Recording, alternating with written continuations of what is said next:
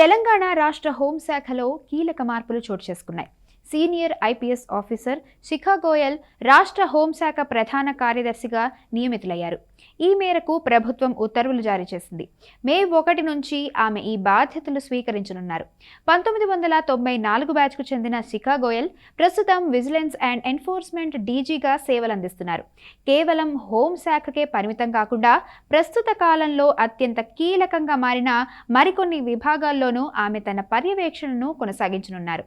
హోంశాఖ ప్రిన్సిపల్ సెక్రటరీగానే కాకుండా cyber security bureau డైరెక్టర్గా, తెలంగాణ ఫోరెన్సిక్ సైన్స్ ల్యాబొరేటరీ డైరెక్టర్గాను అదనపు బాధ్యతల్లో కొనసాగబోతున్నారు.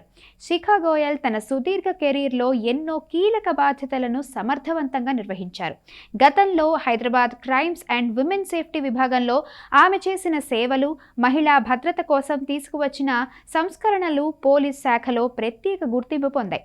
ఇప్పుడు హోంశాఖ సెక్రటరీగా ఆమె నియామకం పాలనలో మరింత పారదర్శకతకు, వేగానికి దోహదపడుతుందని విశ్లేషకులు భావిస్తున్నారు.